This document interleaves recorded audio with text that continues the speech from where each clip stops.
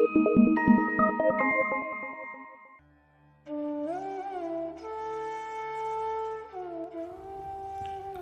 علیکم ورحمۃ اللہ وبرکاتہ۔ پیارے بچوں، آج ہم عملی قواعد اردو اس کی تفصیلاً معلومات حاصل کریں گے۔ قواعد دراصل قاعدے کی جمع ہے، یعنی اصول و ضابطے۔ کسی بھی زبان کے کچھ بنیادی اصول اور ضابطے ہوتے ہیں، انہیں عملی قواعد کہتے ہیں۔ ویسے زبان کی بنیادی ساخت یا بناوٹ کو بھی قواعد کہتے ہیں۔ اس رسالے میں اردو کے عملی قواعد کی تعریف ماں مثال پیش کی جا رہی ہے۔ زبان مختلف آوازوں کے مجموعے کو زبان کہتے ہیں۔ حروف دراصل حرف کی جمع ہے۔ ہم جو کچھ بولتے ہیں اسے لکھ بھی سکتے ہیں۔ لکھنے کے لیے ان آوازوں کی جو شکلیں استعمال کی جاتی ہے انہیں حروف کہتے ہیں۔ الف، با، جیم وغیرہ حروف ہیں۔ حروف تہجی زبان کی وہ بنیادی آوازیں جو زبان کی تحریر میں استعمال ہوتی ہے انہیں حروف تہجی کہتے ہیں۔ اردو میں 35 حروف تہجی ہیں۔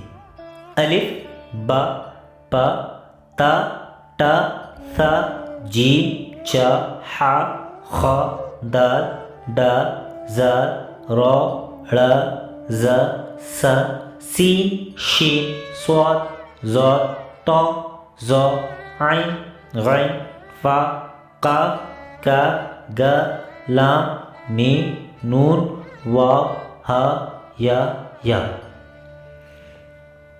حروف علت الف، واو، یا کسی لفظ کے درمیان یا آخر میں اس طرح آئے کہ وہ زبر، زیر یا پیش کی آواز پیدا کرے اور وہ ساکین ہو، حروف علت کہلاتے۔ حروف علت کبھی بھی لفظ کے شروع میں نہیں آتے۔ مثلا درزی، دوات، خوف میں یا، الف اور واو حروف علت ہیں۔ ان الفاظ میں دوات کا واو حروف علت نہیں۔ حروف صحیح الف، واو اور یا کے علاوہ تمام حروف صحیح ہیں، جبکہ الف، واو، یا بھی جب کسی لفظ میں متحرک ہوں گے تو حروف صحیح کہلائیں گے۔ مثلا درزی میں درز حروف صحیح اور یا علت، دوات میں دود حروف صحیح اور الف علت ہے۔ حروف استثناء وہ حروف جو ایک چیز کو دوسری چیز سے جدا کرے حروف استثناء کہلاتے ہیں۔ مثلا جزا، سوا، مگر، ما سوا وغیرہ۔ حروف استدراک وہ حروف جو پہلے جملے کے شبے کو دور کرے، مثلا البتہ، لیکن، بلکہ وغیرہ۔ حروف استفہام وہ حروف جو سوال کے لیے استعمال ہو، مثلا کیا، کب وغیرہ۔ حروف تاکید وہ حروف جو کلام پر زور دینے کے لیے استعمال ہو، مثلا ضرور، ہرگز وغیرہ۔ حروف تردید وہ حروف جو کسی بات کو رد کرنے کے لیے استعمال ہو، مثلا چاہے، خواہ، نانا وغیرہ۔ حروف تشبیہ وہ حروف جو ایک چیز سے دوسری چیز کی مانند ظاہر کرنے کے لیے استعمال ہو، مثلا ایسا، ویسا، جیسا وغیرہ۔ حروف جار ربط وہ حروف جو دو اسموں کو ملانے کے لیے استعمال ہو، مثلا پر، میں، تک وغیرہ۔ حروف ساکین وہ حروف جن پر زبر، زیر پیش یا جزم نہ ہو، حروف ساکین کہلاتے ہیں۔ حروف متحرک وہ حروف جن پر زبر، زیر یا پیش ہو، حروف متحرک کہلاتے ہیں۔ حروف شرط وہ حروف جو کسی کام کو دوسرے کام پر موقوف کرنے کے لیے استعمال ہو، مثلا اگر، جب، جو، ہر، چند وغیرہ۔ حروف عطف وہ حروف جو دو کلموں یا جملوں کو باہم ملائے، مثلا اور، پھر وغیرہ۔ حروف ندا وہ حروف جو کسی کو بلانے کے لیے استعمال ہو، مثلا اے یا او وغیرہ۔ حروف ندبہ وہ حروف جو افسوس ظاہر کرنے کے لیے استعمال ہو، مثلا ہائے، آہ، ہیف وغیرہ۔ حروف نفی وہ حروف جن میں انکار پایا جائے، مثلا نہ، نہیں وغیرہ۔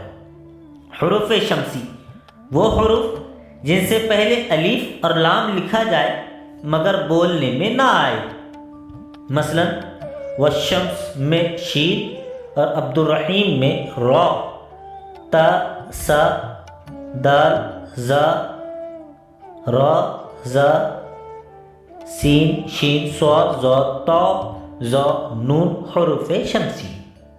حروف قمری وہ حروف جن سے پہلے الف اور لام بولنے میں آئے، مثلا والقمر میں قاف اور عبد الرحیم میں کاف، الف، با، جیم، حا، خا، چا، عین، غین، فا، قاف، کاف، لام، میم، واو، ہا، یا۔ حروف قمری۔ حروف معجمہ منقوطہ وہ حروف جن پر ایک یا زیادہ نقطے ہو، مثلا با، پا، تا، ثا، جیم، چا، خا، زال، زا، سا، شین، ضاد، ظا، غین، فا، قاف، نون۔ حروف محملہ غیر منقوطہ وہ حروف جن پر کوئی نقطہ نہ ہو، مثلا الف، تا، ہا، دال، ڈا، را، ڑ، سین، صاد، تا، عین، لام، میم، واو، ہا، یا۔ حروف فوقانی وہ حروف جن کے اوپر نقطے لگائے جاتے ہیں، مثلا تا، ثا، خا، زال، زا، سا، شین، ضاد، ظا، غین، فا، قاف، نون۔ حروف تحتانی وہ حروف جن کے نیچے نقطے لگائے جاتے ہیں، مثلا با، پا، جیم، چا۔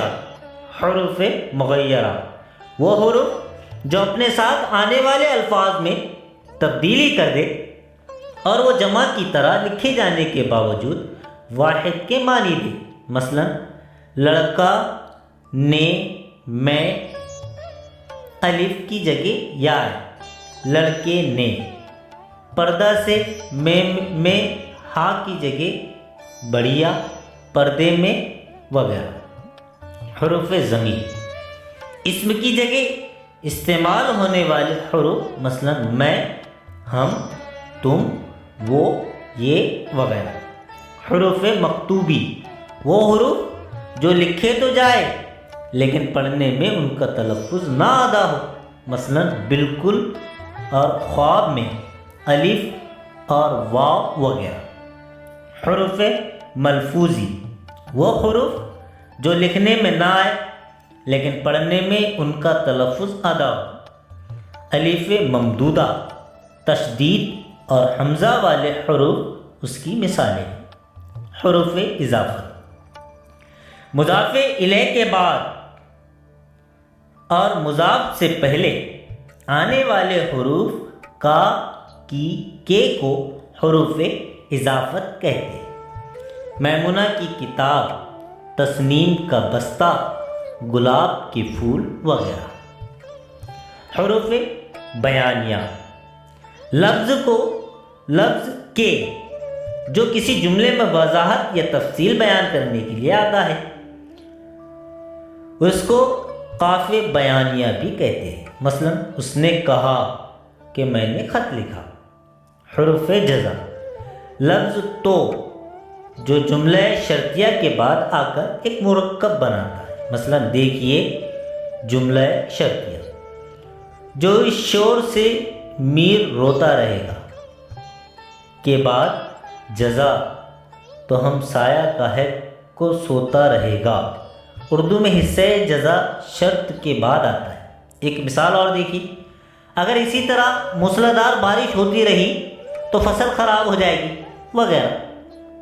الف اصلی، وہ الف جو تلفظ میں آتا ہے الف اصلی کہلاتا ہے، اسے بغیر مد والا الف بھی کہتے ہیں۔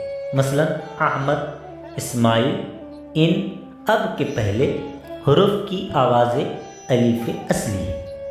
الف مکسورہ، مصطفیٰ، مرتضیٰ، موسیٰ، عیسیٰ، مصفیٰ، مزکیٰ، اعلیٰ، ادنیٰ، لیلیٰ، ان الفاظ میں حرف الف کو یا کھڑا زبر کے طور پر لکھا جاتا ہے، انہیں اس طرح پڑھا جاتا ہے: مصطفیٰ، مرتضیٰ، موسیٰ، عیسیٰ، مصفیٰ، مزکیٰ۔ یا کے اوپر دیے جانے والے کھڑے نشان کو الف مکسورہ کہتے ہیں۔ الف مکسورہ صرف یا پر ہی نہیں لکھا جاتا بلکہ دیگر حروف پر بھی لکھا جاتا ہے۔ مثلا عبد الرحمن میں میم کے اوپر، لہٰذا میں ہا کے اوپر۔ الف ممدودہ، الف اصلی کے بعد الف کی ایک اور آواز پیدا کرنے والا الف، جسے الف پر مد لگا کر ظاہر کیا جاتا ہے، اسے مد والا الف بھی کہتے ہیں۔ جیسے الف مد آ۔ واو معروف، جو واو کھینچ کر پڑھا جاتا ہے واو معروف کہلاتا ہے۔ مثلا ڈاکو، نور، دور، تور وغیرہ۔ واو مجہول، جو واو کھینچ کر نہیں پڑھا جاتا واو مجہول کہلاتا ہے۔ مثلا دھوکہ، بول، کرو، چھوڑو وغیرہ۔ واو معدولہ، جو واو صرف لکھنے میں آتا ہے مگر اس کا تلفظ ادا نہیں کیا جاتا واو معدولہ کہلاتا ہے۔ مثلا خوش، خرد، خواب، خواہش وغیرہ۔ واو عطف، دو لفظوں کو جوڑنے والے واو کو واو عطف کہتے ہیں۔ مثلا نور، رو، نار، صبح و شام وغیرہ۔ اس واو کو پہلے لفظ سے ملا کر بولتے ہیں۔ مثلا کتاب و قلم، کتاب و قلم بولنا غلط ہے، کتاب و قلم بولنا غلط ہے۔ واؤلین، واو جو زبر کے بعد آئے واؤلین کہلاتا ہے۔ مثلا اور، غور، زوج، طور وغیرہ۔ واؤلین پر علامت لگاتے ہیں۔ یا معروف، چھوٹی یا جو کھینچ کر پڑھی جاتی ہے یا معروف کہلاتی ہے۔ مثلا کھیر، میر، عزیز، غریب، تمیز وغیرہ۔ یا مجہول، بڑی یا جو کھینچ کر نہیں پڑھی جاتی یا مجہول کہلاتی ہے۔ مثلا اجمیر، شیر، دیر وغیرہ۔ یا معدولہ، وہ یا جو اپنے پہلے حرف میں ضم ہو جائے یا معدولہ کہلاتی ہے۔ مثلا پیار، انبار، نیارا، کیاری، بیوپاری وغیرہ۔ یا معدولہ پر علامت لگاتے ہیں۔ یا لین، یا جو زبر کے بعد آتی ہے یا لین کہلاتی ہے۔ مثلا بیر، سیر، غیر، ایر، غیر، تیراکی وغیرہ۔ یا لین پر علامت لگاتے ہیں۔ دو چشمی ہاں، اردو میں با، پا، تا، ٹا وغیرہ حروف کے ساتھ دو چشمی ہاں ملا کر ہندی کی آوازیں بھ، پھ، ٹھ، ٹھ وغیرہ بنائی جاتی ہے۔ دو چشمی ہاں میں کوئی الگ حرف نہیں ہے، اس لیے ہندی ہما، ہوا جیسے لفظوں کو ہندی ہما، ہوا لکھنا چاہیے۔ بہت سے لفظوں میں دو چشمی ہاں لکھنے سے معنی بدل سکتے ہیں۔ مثلا پہن، فن، گہر، گھر، دہن، دھن وغیرہ۔ اس کو ہائے مکتوبی بھی کہتے ہیں۔ ہائے مختفی، عربی فارسی الفاظ کے آخر میں آنے والی ہا جو مختصر زبر کی آواز کی طرح ادا کی جاتی ہے۔ مثلا خدیجہ، سلیمہ، تسلیمہ، سمیہ، شگفتہ، پردہ، اشارہ وغیرہ۔ ہائے ملفوظی، وہ ہا جو لکھی بھی جاتی ہے اور پڑھی بھی جاتی ہے، مثلا بہشت، بہن، ہستی وغیرہ۔ نون گنہ ماں، وہاں، نہیں، کیوں، جہاں، ان لفظوں کی آخری آواز ناک سے نکلتی ہے، ایسی آواز کو نون گنہ کہتے ہیں، اور اسے بغیر نقطے کے اس طرح لکھتے ہیں۔ اگر یہ آواز لفظ کے بیچ میں آئے تو نون کا نقطہ ظاہر کیا جاتا ہے، مثلا اونٹ، بانٹ، مونڈھا، پھنسا وغیرہ۔ نون گنہ کو ظاہر کرنے کے لیے یہ علامت لگاتے ہیں۔ نون وصلی، سنگ، رنج، ہنس، ان الفاظ میں نون کی آواز اس کے بعد آنے والے حرف کی آواز سے مل کر علیحدہ آواز بن جاتی ہے، اسے نون وصلی کہتے ہیں، اس پر یہ علامت لگاتے ہیں۔ حمزہ کا استعمال۔ اردو حروف تہجی میں حمزہ بہت سے لفظوں میں الف کی مخصوص آواز ظاہر کرنے والی علامت ہے، مثلا گئے، ہوئے، نئے وغیرہ۔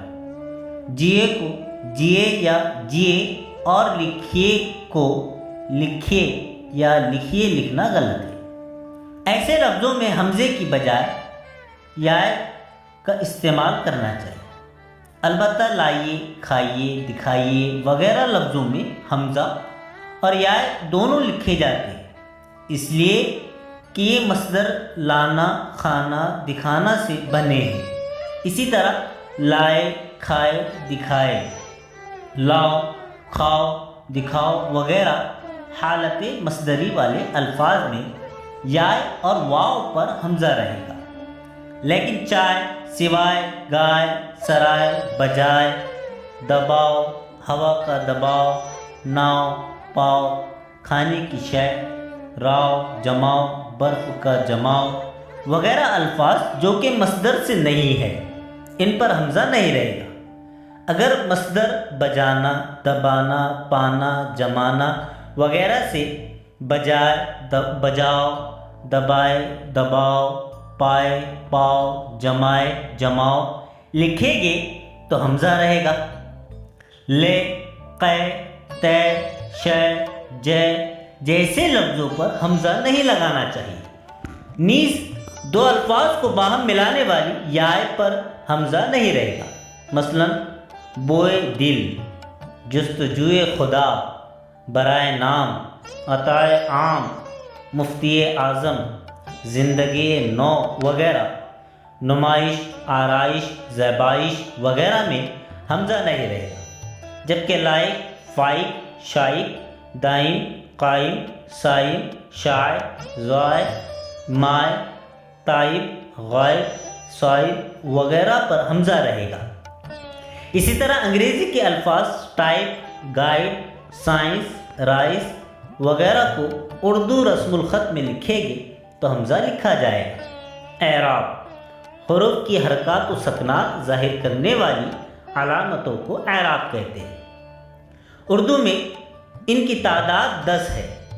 نمبر 1 زبر، اسے فتح بھی کہتے ہیں، یہ حروف کے اوپر آدھے الف کی آواز ظاہر کرنے والی علامت۔ نمبر 2 زیر، اسے کسرہ بھی کہتے ہیں، یہ حروف کے نیچے ایک مختصر مجہول اور معروف آواز ظاہر کرنے والی علامت ہے۔ نمبر 3 پیش، اسے ذمہ بھی کہتے ہیں، یہ حروف کے اوپر نصف واو ظاہر کرنے والی علامت ہے۔